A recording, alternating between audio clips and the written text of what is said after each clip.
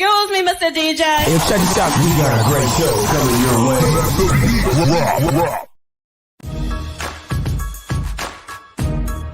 From the ECSI Sports Studios, it's the Midday Market Report with Jeff Dawson.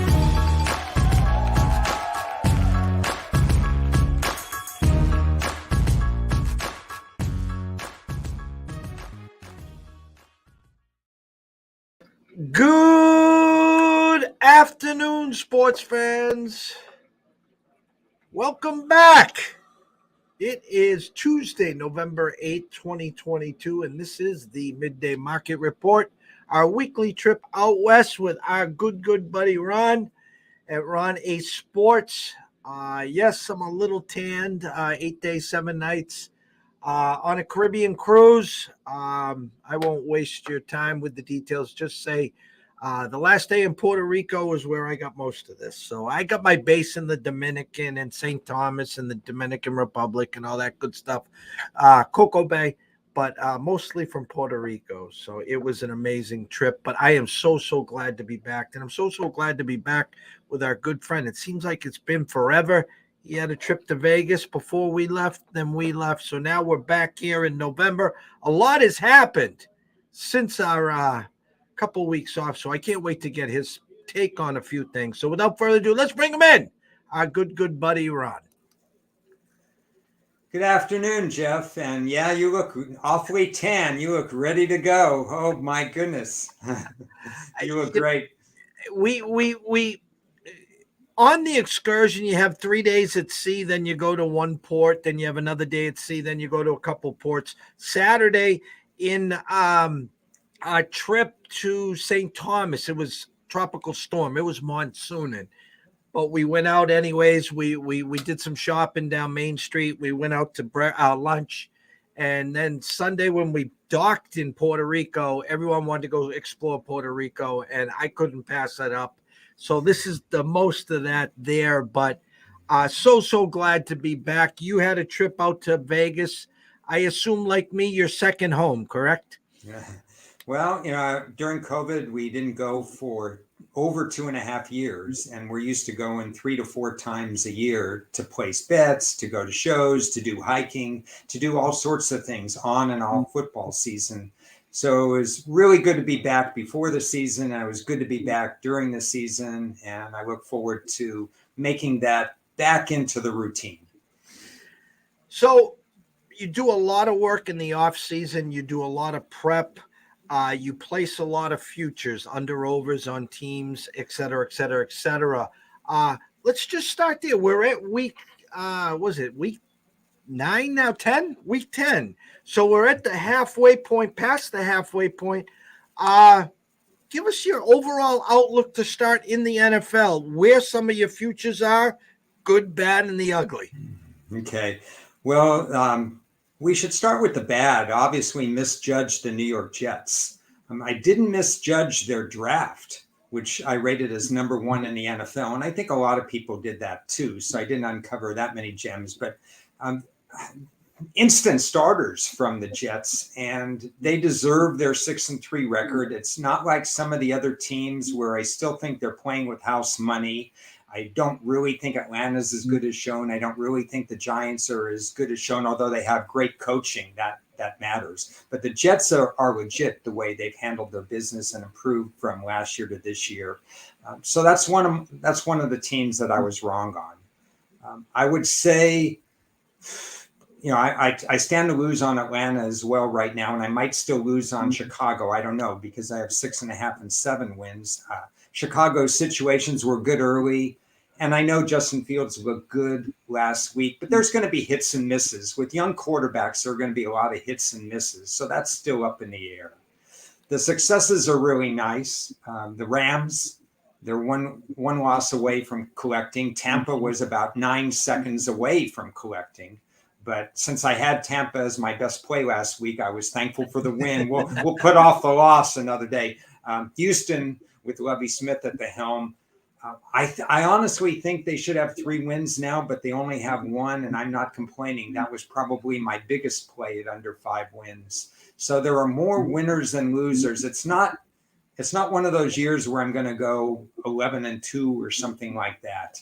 But it looks like, something like an 8-5 type of season. I'm pretty pleased with the way things are going, especially considering if you just look at last week, for example, Buffalo losing as a big favorite, Green Bay not even showing up at all. The Rams and Tampa, what happened to both of their offenses? Obviously, we can blame offensive line, no Gronkowski, banged up. You can have all kinds of excuses, but still, for those two teams to be averaging as few points in the NFL as they are, it's been a crazy year. So I'm always happy to be ahead of the game.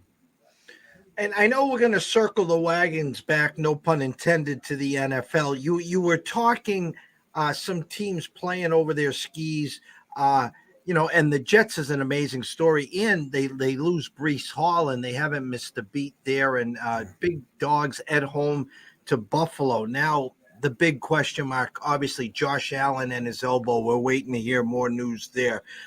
The two teams that, listen, if you gave me $1,000 to bet on this Seattle team week in, week out, as I like to say, I'd Venmo you $2,000 back and say, please take the wife out and enjoy dinner. Geno Smith, Coach Solis, the Giants. I mean, I keep waiting for that shoe to fall off from some of the, especially Geno Smith. And the wild, wild west is not wild. There's a lot of hiccups going on. The Rams are just they're Super Bowl hangover. I guess that's what we'll say there. Can you explain what's going on in Seattle?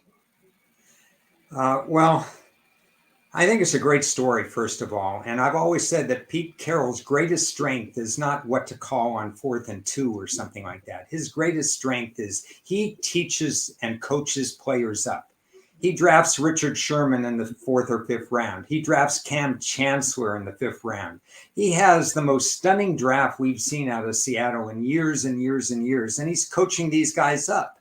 He has 5 rookies starting right now. He is a great teacher of the game. And I was out on an island in August, and people were talking to me saying, and I don't bet a lot of overs. Traditionally, I only bet 1 or 2 overs, and Seattle was my over. So I've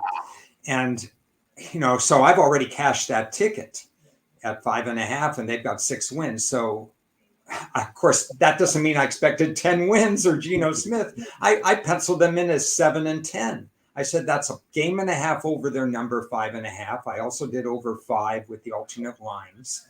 So I gave myself a lot of cushion. Never would I have expected more than 7 wins with this team. I think it's an outstanding story out of Seattle about how you can coach a team up. And same with the Giants, for that matter. They're coaching a team up with really not that much talent, but you could see how bad it was last year to compare to with how good it is. And when new coaches, when you get buy-in early for new coaches, it just steamrolls. And I think that's what's happening with the Giants, and the opposite effect in Denver. It could have been Denver doing what the Giants are doing, but those curious decisions in week 1, 2, or 3, and faith in the team, faith in the play calling, everybody was questioning everything, and it's just gotten in a bad situation in Denver. So even the smallest details can matter. A small detail in Carolina with a couple of close losses got a coach fired. Same with Indianapolis. The thin line between winning and losing in sports is amazing. Before we jump ship to college, we didn't talk when the 49ers make their move. They bring in CMC. I had thought all along, if healthy, even before that trade, that they were probably the team I think that could be built to beat a Philly team who's currently undefeated in the NFC. And then I'm starting to think, and maybe I'm not giving Dallas enough credit with Dak and the offense, but it's the defense there, the Micah Parsons of the world and the cornerbacks there. Can you give me your initial rankings or thought process? Is it Philly in a cloud of dust? Jerry Jones kicking the tires with the Odell Beckham situation. Is Philly that big of a gap over, say, the Niners and Dallas? Or where do you see the NFC right now? Philly is the number one in the NFC, but it's a very, very thin line between them and San Francisco. If San Francisco was fully healthy, I'd probably have San Francisco about a half a power rating point over, but we know San Francisco's hasn't been healthy the whole year. I slightly misjudged the CMC trade. I thought he came in, he played, then he had to play right away the second game in there. I forgot, in a way, I blame myself, and that it's not like somebody coming in hasn't played for 8 weeks and then they're going to be a little bit, not rusty, but they're going to be beat up in that second game back. I thought San Francisco would make a big rise after the bye, but they immediately were innovative and they beat the Rams. Now they own that 2-game advantage over the Rams. So that was good on San Francisco. My partner in crime, Chris, Las Vegas Chris, very, very high on San Francisco. And both of us on the week 2 or 3 show put in a ticket on San Francisco at very generous odds at that moment to win the NFC West. He's been even a little higher on them than I have. But I like my ticket right now. I didn't see Seattle as a 3-team in the race. That's very interesting. But I saw San Francisco clearly above the Rams. Dallas is a little too passive for me. They always say they're kicking the tires on people, but when it comes to the trade deadline, they're always on the sidelines, like Green Bay and other teams. They just can't pull the trigger. For as much as we see Jerry Jones in the news for the last 5 years, he's actually pulled off very few trades in the NFL draft. He actually traded back and got Parsons. I don't think he traded up for that, if I remember correctly. It's a really good team. It's a really good defense. Dak Prescott is careful with the ball. I just think they're third in the pecking order behind Philly and San Francisco. And if anyone else other than Kirk Cousins was 7-1 with Dalvin Cook, with Justin Jefferson, with that pretty good defense, I do a show twice a week with Dave Sharapan and Brady Tinker. We call it the Sportsbook Confessions. And I sarcastically, the first week, I said Kirk Cousins MVP at 40-1. And at some point during the show, I always say MVP. And they always, it's kind of a running joke. And they're 7-1, and no one's talking about them, Ron. 0 zip. Yeah, and I think they like it that way, kind of under the radar, but people are going to have to talk about them now. They have a 4-game lead in their own division over Green Bay. Kirk Cousins Drew Brees had a 3-year stretch where he was 70% in the NFL, which is pretty much unheard of, even in this RPO short passing scheme. Geno Smith, I know, is over it right now, but we're only halfway through. Kirk Cousins was second best, I believe. He was always in the very, very high 60s. He's a very accurate quarterback, a very dependable quarterback, probably in my rankings would always fit in the 7 to 10 range. Kind of displaced a Matt Ryan, who used to be in that range but has fallen off the radar. But Kirk Cousins has stayed up there. There's nothing wrong with Minnesota as a team, other than the fact you're going to have to get used to playing close games all year long. That's what I guessed in August. That's what we're getting. And I still think their defense, their secondary has a ton of holes. I really don't like their secondary, but I projected them for about the 3rd or 4th most defensive sacks in the league. They're not quite to that level, but they're doing very well. And I think as long as they can get to the quarterback with a number of pass rushers, they might be able to mask some of that secondary deficiency. If not, they'll fall back a bit, but they're clearly in the running for the, let's say, 1, 2, 3 seed right now. I have to tip my cap in hand here. In July, I go out to Vegas for the World Series of Poker.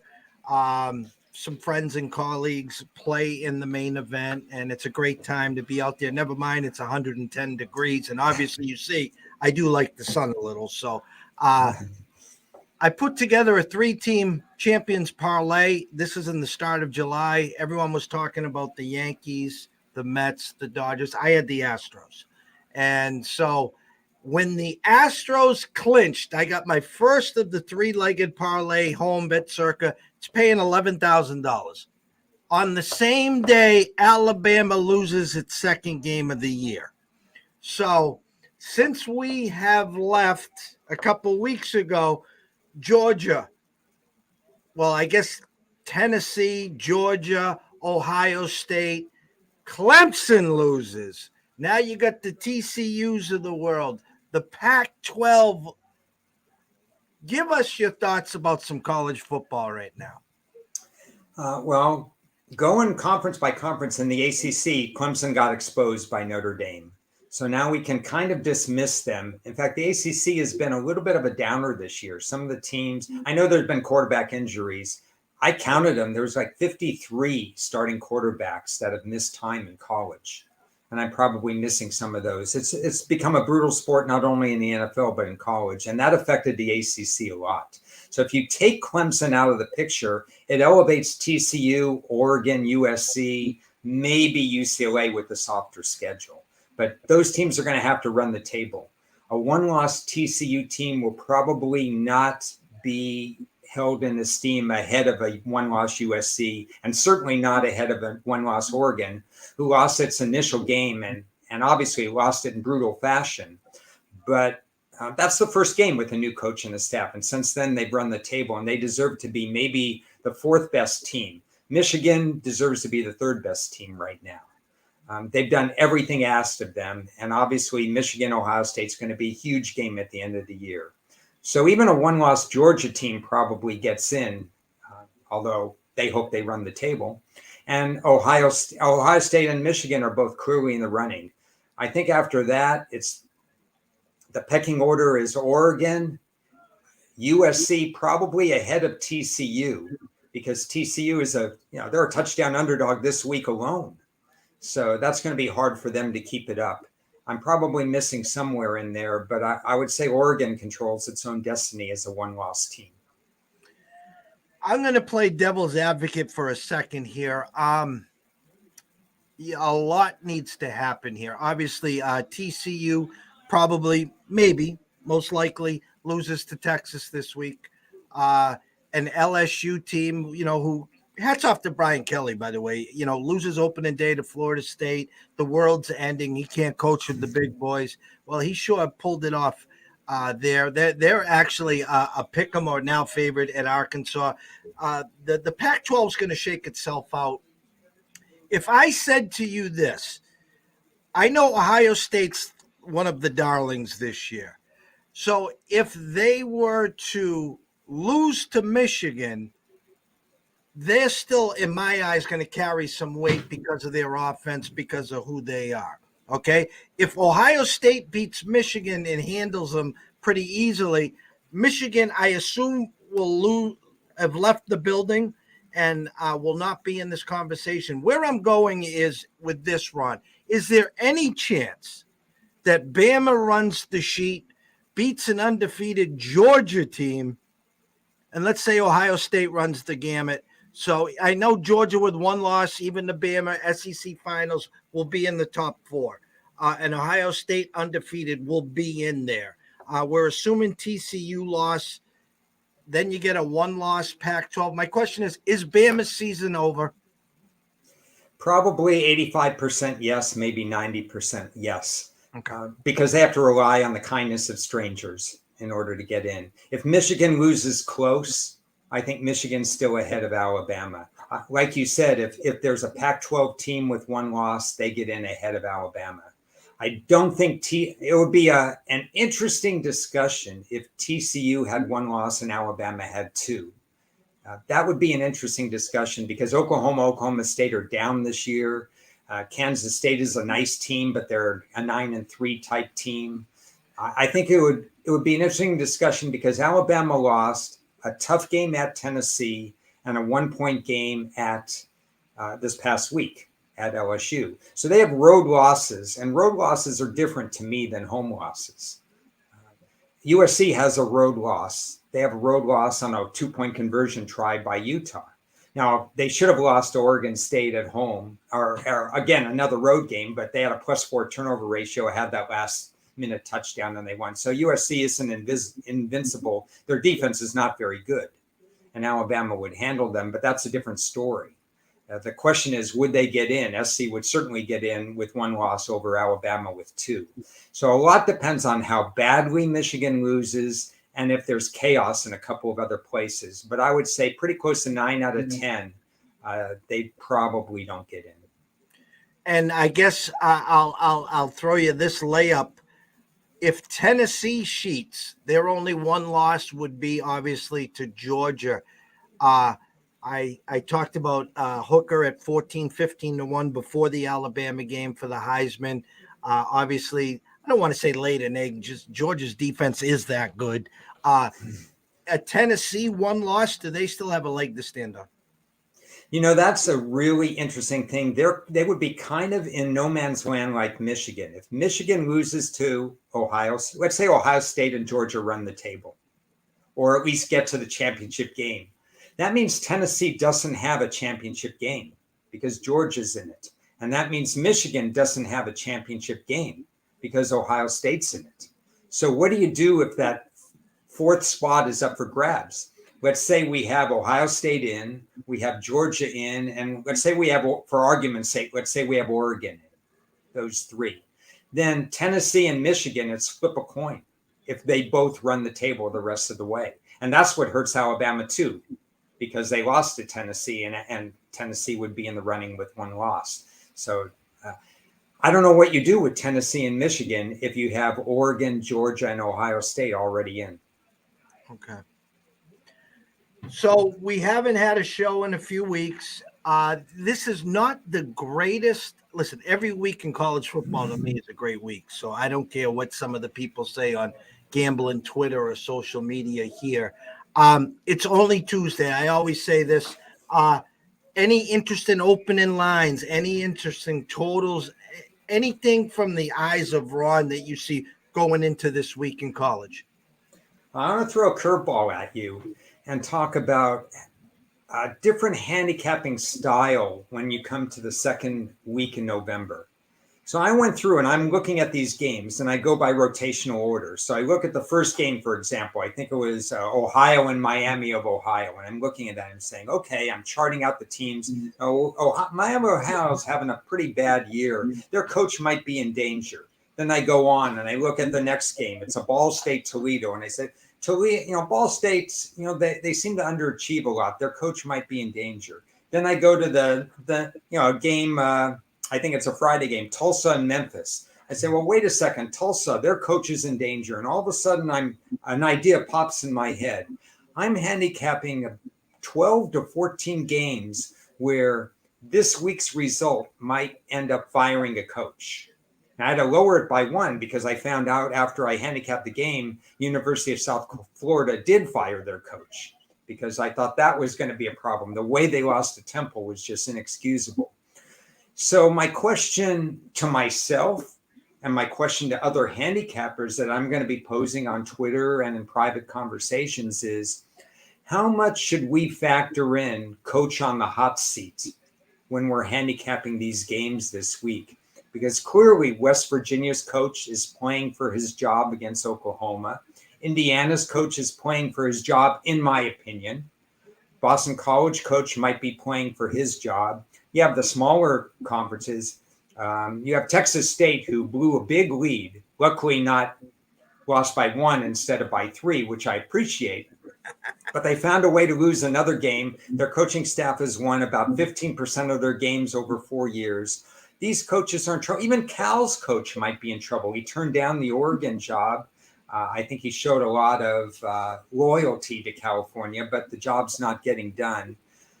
Let me throw back a question to you to start off with. What do you do? How do you handicap these games where coaching, these coaches, they're in danger?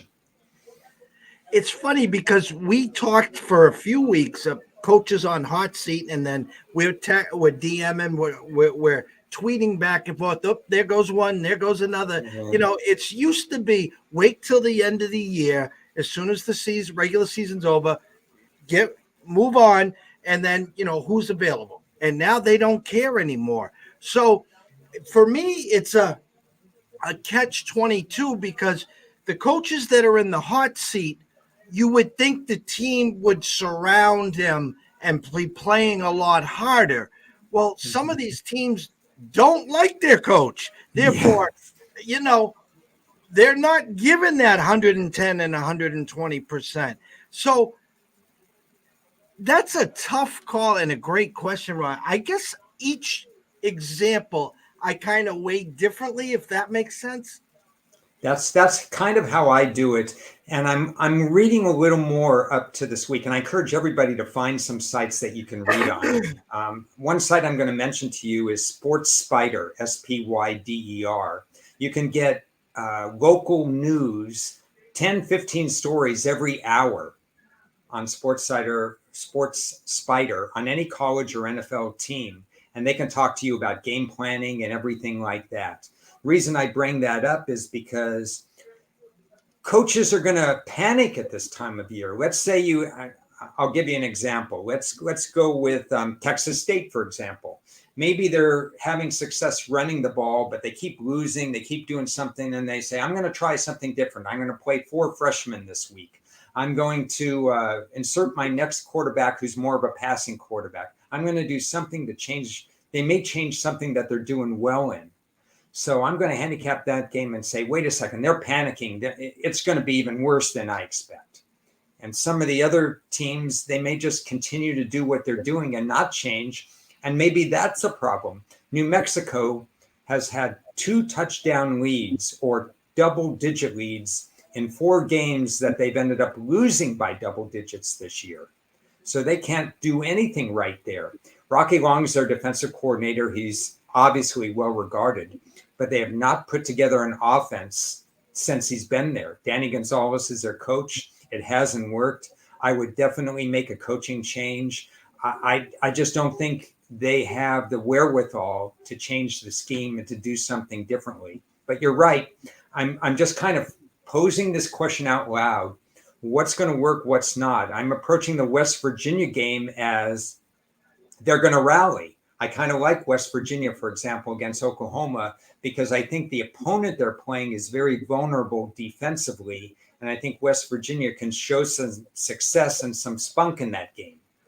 Whereas in Indiana may not show that same success and spunk because they may be going against a tougher defense than what West Virginia is. So I just want to point out there that I think you have to look at these kinds of games with a little bit of extra energy. You brought up BC. They're about an hour away from me, Chestnut Hill. There was a tweet out there last week that I was reading from an alum that I'm pretty close with. And I'm bad with names, Ron, so help me out here. Who's their former coach? Oh, my goodness. They had Bicknell Jr., Jackie Bicknell, but he may have been a few coaches behind them. They've had a few. I don't remember. Steve something. Steve. He was a coach that got him to a bowl game, and they played hard for him. I think he's elsewhere, or he went elsewhere and is available. Yeah. And someone was saying that rumor has it that if the season progresses this way, that he could be on his way back. You know, it's weird when you hire coaches back that used to be there because it doesn't always work. Aren't we seeing it? Who is that? UConn. Yeah. That was a massive failure. Oh my goodness, that's the poster child. But I mean, you have Fresno State. I don't want to rag on him too much because he had health problems. Jeff Tevere, they're trying to get it together. Mike Riley at my alma mater, Oregon State. He had success. He tried the NFL. He went back to college. He laid the foundation for the next coach. But he himself was probably more like a 7-5 type coach. He wasn't getting them over the hump. Maybe at some of these schools, you would cherish a record of 7-5. But if you're looking to take the next step, I think some of the coaches, when they're hired back, maybe not the best idea. Any potential, like if I said to you, Ron, I know it's Tuesday, a total, any MAC action tonight, tomorrow? If you had one play out there that's initially caught your eyes, we're not holding it to you, but just curious that anything has caught your eye yet. I think I'll throw an off the radar game and a tease out there too. Not a teaser because I never play college teases. If you do that, please go somewhere else, contribute to my slush fund, whatever you want to do.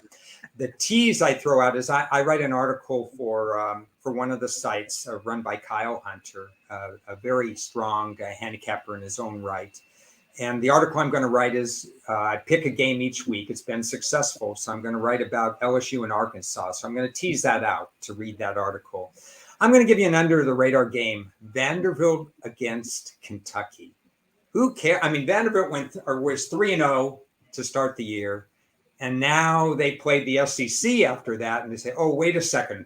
We're in the SEC. Now we're 3-6. Where are we going? We're nothing. We're right where we belong. But Kentucky has Georgia next week. Okay. That's a big game. I don't know how much attention they have on this game. And I know that's not the perfect way to handicap a game, is just because, they're still better than Vanderbilt. You can't just mail it in. But if you look at the metrics itself, you'd argue that Kentucky is not a blowout 49-7 type team. At least they haven't proven to be right now. They're a little bit vulnerable in some spots. That caught my eye. I'll obviously do a little bit more work to make sure that my offensive and defensive numbers hold up. But it's a spot that I wouldn't want to play Kentucky in this game. And I'm looking at Vanderbilt, which is a team I don't normally look at. I love the idea. I love the thought process, the look ahead process there. Great nugget there. Couple minutes left. We're going to circle back to the NFL. It's kind of comical. I heard this today. Everyone was talking about the AFC West, how that was going to be the conference of conferences this year. Last year was the NFC West. If I told you that the AFC East and the NFC East are right there this year, initial thoughts. I know we talked about Philly. We've talked about the Giants. We know where Dallas is coming off the bye. But in the AFC, I was on with Julian Edlow from DraftKings in August.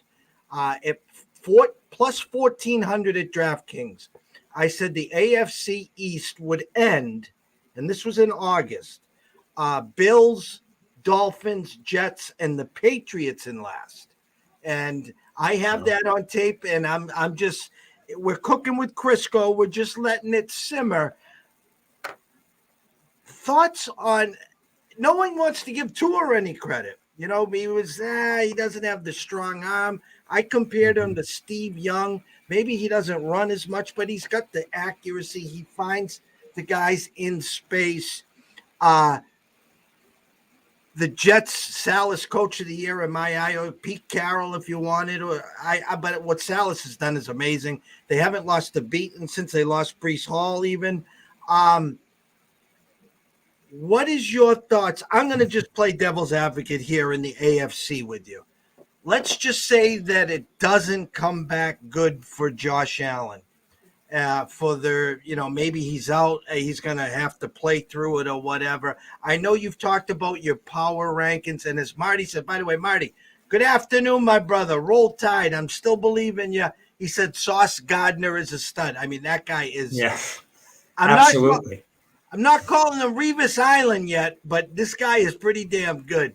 But give me your assessment on the AFC, Ron. If Josh Allen is healthy, nothing's changed. Buffalo's still number one, but obviously they're getting challenges all the time. They lost that crazy game in Miami when the temperature was whatever it was, and they couldn't. That was understandable. A little bit less understandable that they lost to the Jets, but it's a long season and it's just hard to win every single game. The Jets at some point are going to fall back to earth. Miami has defensive questions. Obviously, a great systems fit for Tua. I mean, I love Tua out of college anyway, but a great system fit with the new coaching staff. And the one thing you have to remember about New England, and we hadn't talked for a couple of weeks, but I said this on our Friday show with Chris and with Ted, is that nobody coaches special teams better than Belichick. He goes out before the draft and he goes out personally to scout people that will play on special teams. And if you believe, like I do, that special teams will make the difference in one or two games every year, then New England's a viable playoff contender, even with the roster that they have. So It's going to be awfully tough. If Josh Allen does miss time, every game's going to really matter in that. It's just going to be crazy how they're just going to beat each other in that division. And out west, it's too bad the Chargers aren't that healthy, because I think they're neck and neck with Kansas City. And I thought that all the way through. I took a week 3 after they lost to Kansas City, and they lost to them at Kansas City in a toss-up game. I took a week 3 futures ticket on them plus 200 or plus 220 to win the division. Obviously, at that time, they were 1-1, and Kansas City was the odds-on favorite. But I'm not unhappy with that ticket. And so I still think they're in the mix there. They don't have great fan support, and they're not healthy. But I'm not ruling them out. So I think we're just talking about my sense in the AFC is that it's a grab bag. Baltimore has the easy route through if they could close games out. Roquan Smith, if I'm pronouncing it correctly, a big addition to their defense. Cincinnati has just a tough schedule, but I love Joe Burrow and I love the career arc of the whole team, actually. So I wouldn't rule them out. It's going to be a mess. That's all. Just going to be a mess. It's been a mess already for 9 weeks. Why not another 9 weeks of mess? I'll close with this. You said you got a Chargers future ticket. I did the NFL bet exchange before our show today, and we were talking about this game. Should the 49ers be on upset alert? Do you like the Chargers plus the 7? Or is this a wait and see how the Niners look after a bye week? Yeah, it's a tough situation because the Niners are potentially a team that could grow the strongest from what they were in September to where they can get to. I automatically, if the line's 4 points or more, you're talking about 67-40 versus the spread. The Chargers are through every coach they've had when they're 4+ points underdog. They just have a way of being close in games. The way they've lost games is because they don't value special team play. Now, they've been better this year. They're usually 29, 30, 31, 32. Not usually, always. This year, I've read reports that they're near the top 10. That's why they're in the playoff hunt. Maybe that continues. But the only way I would look with the Chargers.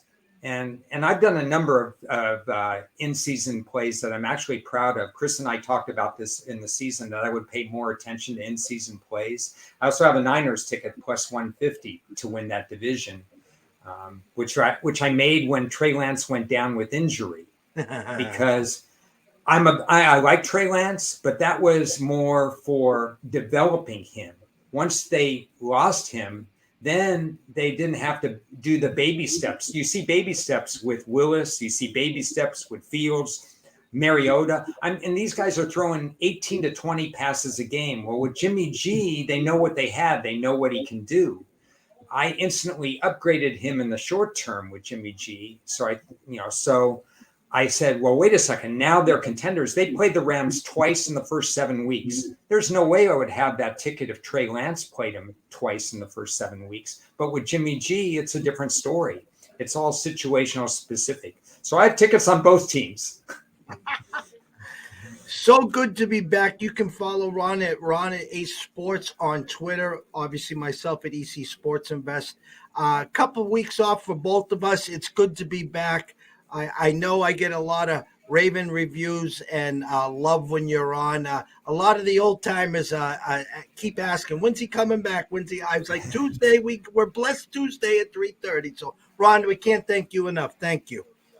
Thanks again, always, for being willing to talk football with me. It's a real passion, and I look forward to it again next week. I mean, we only got a handful of weeks, and then I know you go on vacation, which I know takes. So we'll take it when we can. The one and only Ron at Ron A Sports on Twitter. Myself and Riley will be back with the closing bell in about 15 minutes. So everyone have a blessed day, and thank you so much.